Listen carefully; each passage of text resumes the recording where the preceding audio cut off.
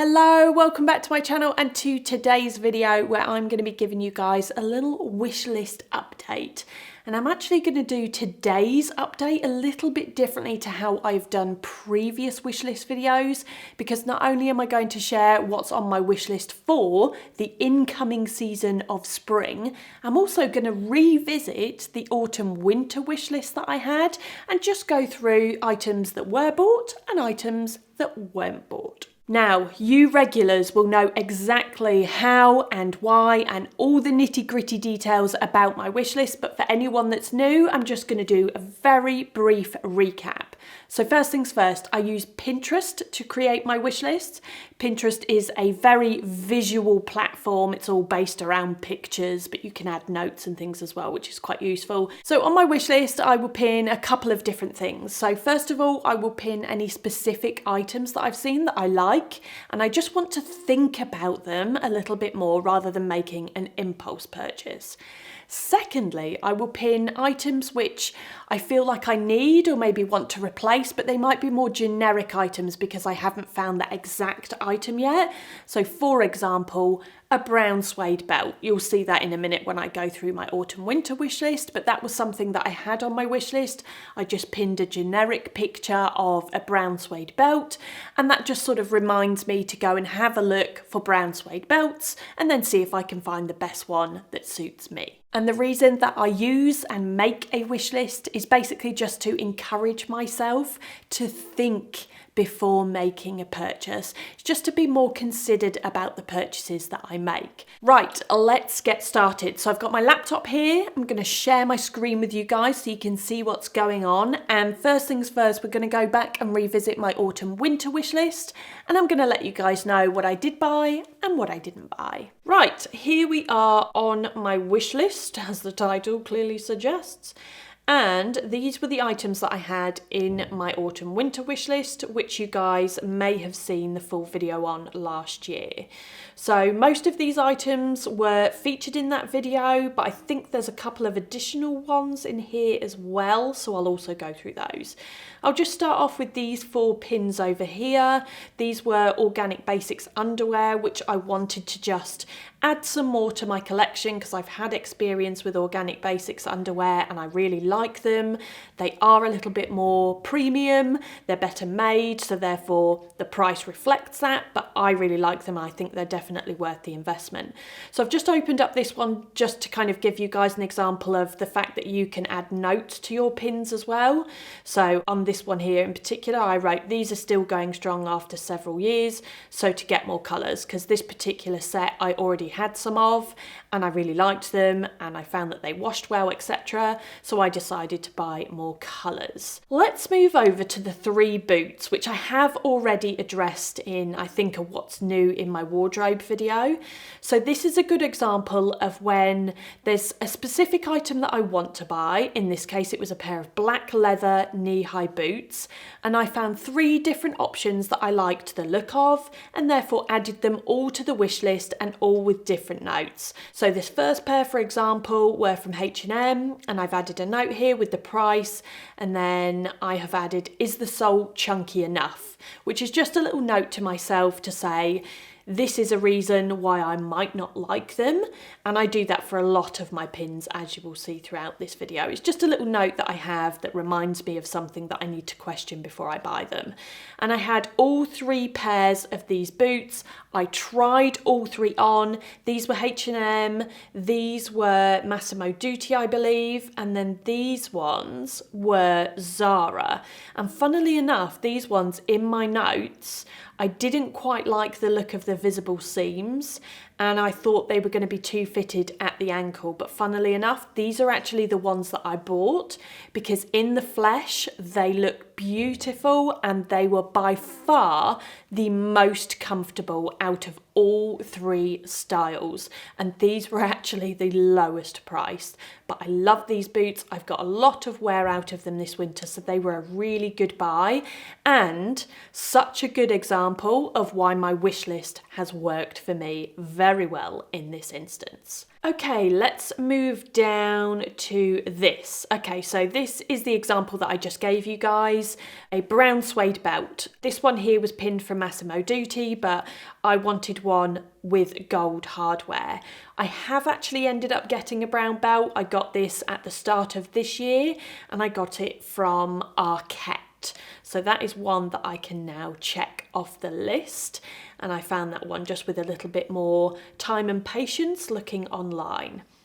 So these here are a pair of New Balance 530s. I added these to my wish list, I think maybe around early winter time.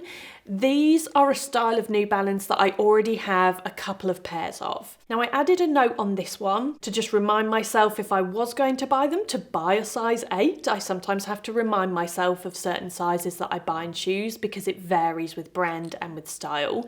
But I did add this note on here to maybe wait until spring because they are quite a meshy style and I was worried that they wouldn't really be worn enough throughout winter. Well, I was impatient, I did buy these, and funnily enough, they have been my most worn pair of trainers. I've worn these almost every single day when I go out on a walk, so they were definitely a good purchase, and I have even since bought one other pair as well. If I go down to the bottom of my wish list here, there was a brown suede bag. That has not been purchased. This again was just more of a generic look out for a brown suede bag and not this one in particular. I will update you guys on that in a moment because I have found some more options to keep my eyes peeled for. So this one hasn't been purchased yet. Right, so that was the recap of my autumn winter wish list. We're now going to go back to my wish list, which has been updated for spring, and we're going to check out what items I've got on there.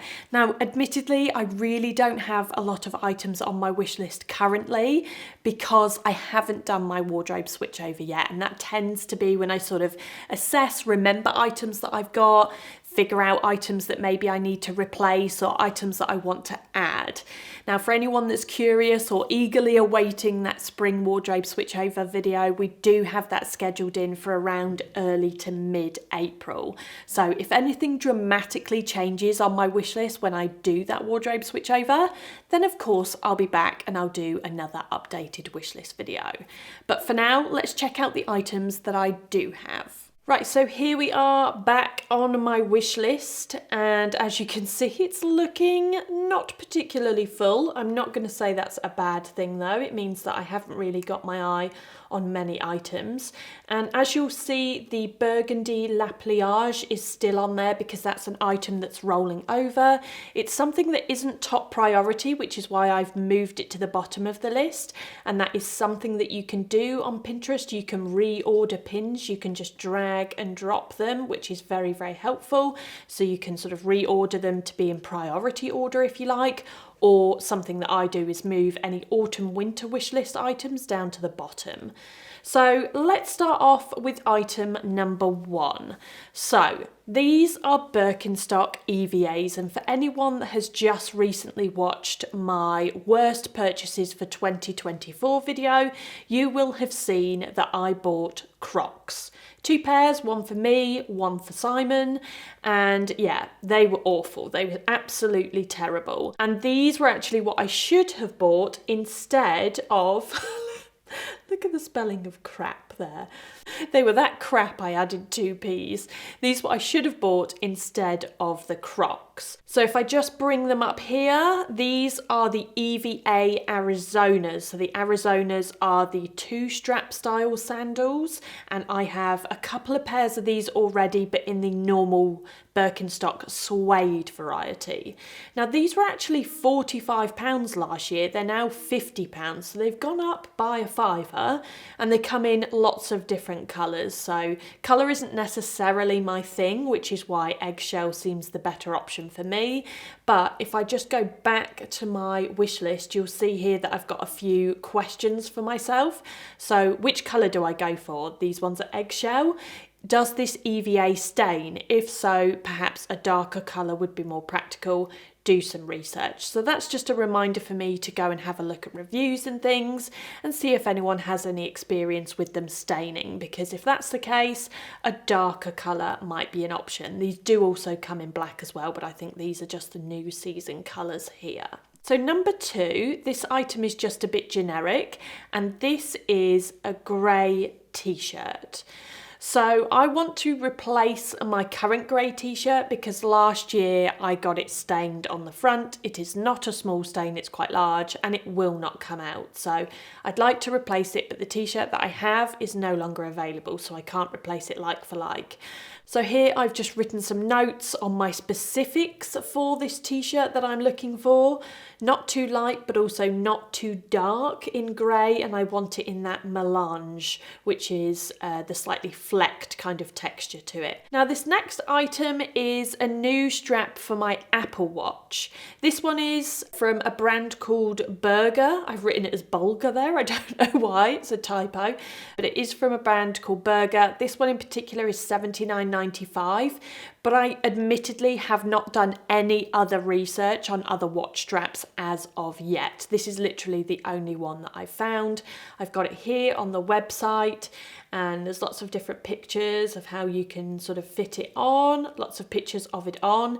And the reason that I want a bracelet watch strap like this is because I do wear mixed metals, so this would be a good option for me. And my watch main part, what is this called, the bezel or face, is silver stainless steel, so again this strap would tie in nicely with my watch. And then finally, going back to my autumn winter wish list, I had that brown suede bag on there. It wasn't something that I'd kind of looked for intensely over the autumn winter months. Maybe that is because of the season and the weather, but here I have now got some more specific options of brown suede bags that I like. So let's start off over here. So this first one is a Zara option. It is the Zara Maxi Suede Tote. And here in the notes I've written it's £139, and then I've written my concerns. Could it be too large? There's no closure on there apart from I think just a magnet, so it's not super secure. And then the colour of the suede IRL in real life. Because one issue you can have with buying things online is that they often don't look the same. They're under studio lighting when they're online, and you know, they just don't always look exactly as you anticipate them to. Certain editing, just pictures in general in different lights can always look different. So I am looking for a very specific, nice, rich, chocolatey brown. And sometimes brown suede can have a bit of a greyish tint to it. So that is something that I'm just trying to avoid. Let's go back and look at option number 2. Let's go for this one, which is also from Zara. This one is £109, and this one actually, at the time of filming this, isn't available online yet. I have signed up for the stock alert for when it actually becomes available to purchase. But my concerns on this, there's no photos of this bag on a person as there was with the last one. Colour of the suede IRL again, and will it definitely fit over the shoulder? But this style is the one that I do like the most. So let's bring it up on the website. So here you can see it's not actually available to buy yet. The measurements are there, but I don't always trust measurements because I feel like people can measure things differently. I do really like the style. I feel like it's very sort of the row in its aesthetic, and I just don't want to spend money on pieces from the row anymore. That's not a priority for me. So I'm happy to buy high street, but I do admittedly prefer leather bags. I just find that they last longer. And yes, so this is a style that I really like. It does only have that magnetic closure, but because the style of the bag isn't so much an open tote, I think that is a better option. Not that I have to be too concerned about security with bags because I don't really live in the city anymore, so I'm not surrounded by people as much as I used to. But yes, this one is option number 2. Then let's go back to the list and look at this little guy, who is option number 3. So this one is from Arquette. This one, my concerns are it's a lot of money for a suede bag because let's remember practicality of suede is £159, which perhaps might be a little bit too much that you know, over what I want to spend. So I'm just reminding myself of that. And then I'm asking myself the question of, will it fit over the shoulder as well as crossbody? Again, colour of the suede IRL, but the points that I do like about this is the crossbody element. It's always handy to have a crossbody bag. And then I do like the full zip closure. So I've got it up here. You can see it's just being held by the handle on the model. And again, just over here, just being held. That does not look like it would fit over the shoulder. That said, it does have some more holes here. So if this strap could be adjusted, will it fit over the shoulder so that it could be both a shoulder bag and a crossbody? That's just something for me to investigate, potentially if I would order it or try and find one in store that I could try before buying. So let's go back to the wish list and now find the final bag, which I actually think is a solid no, but I've pinned it on here anyway. This is the most expensive of the bunch.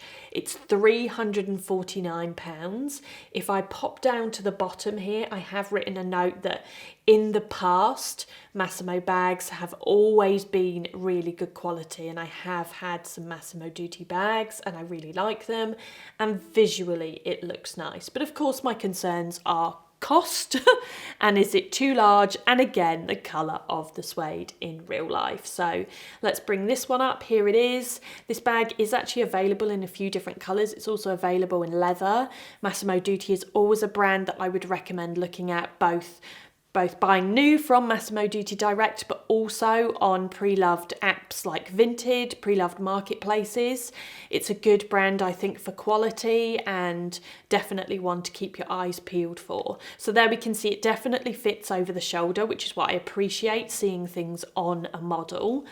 And there you can kind of see the side shape of it. I think seeing this here now, another concern of mine would be that it's too boxy, and therefore when you have it under your shoulder you can't see because the model here is flat on, but is her arm like poking out miles off the side because it's quite a boxy bag. So those are just some items that I've currently got on here. And as I mentioned, this list will more than likely expand once I have done my spring switchover. But at least you guys can just get a grips to see with, you know, what I've got on there at the moment. Right, there we go. You guys are all up to speed now on all things Emma's wish list.